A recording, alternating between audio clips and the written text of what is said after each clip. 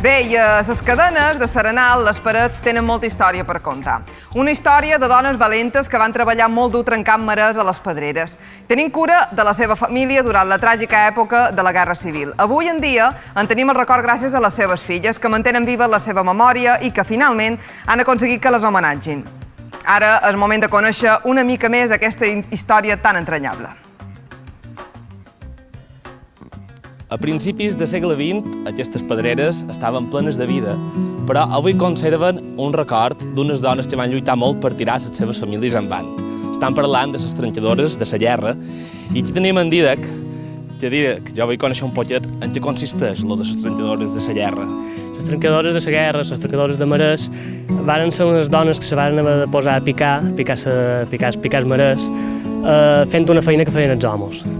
I el que tenim avui en dia són les filles que han estat criades per unes dones molt valentes, molt avançades a l'època.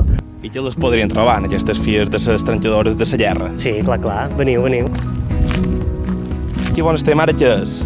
Bueno, això és una de les praderes, de moltes que n'hi ha per aquí, i si vos hi fixeu, mira, aquest trosset que se veu així més peladet, és la banda on feien a mà. Per veure que era una feina molt dura i la mamà, a part de tenir animals i hort, després havia de venir ajudant els papàs a curar la pradera i totes aquestes coses, però jo passava gust, o sigui, jo venia a la pradera i jo es curava, no me posava plena de pols. I si vols, tenc un parell d'eines a vos de puc mostrar.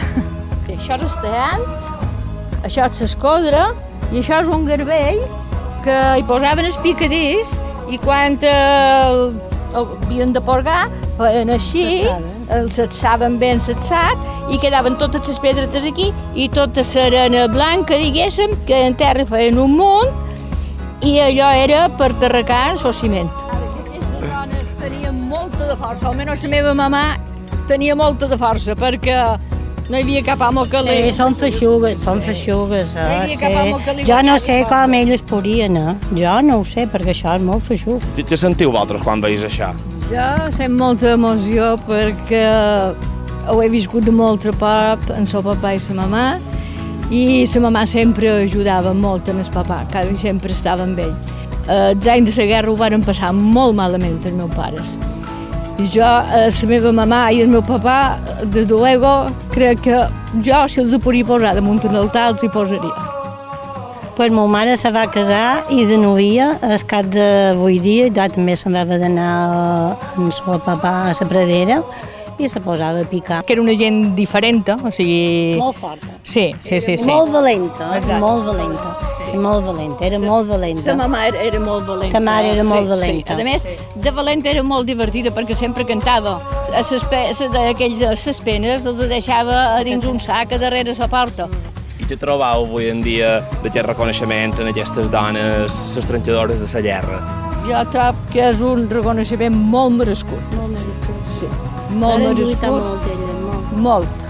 Molt. Varen lluitar per treure els fills i la casa endavant. Nombrar-la, recordar el que feien i tot això, jo a part d'estar molt contenta i molt agraïda, estic molt orgullosa de jo haver pogut participar en això, de formar part d'aquest reconeixement. I en les eines a la mà i aquestes pedreres darrere és un bon record i un bon homenatge a aquestes trenxadores de la guerra i vosaltres suposo que esteu ben orgulloses. Però avui no fa massa dia per picar, mos convé anar a Cobra per mi.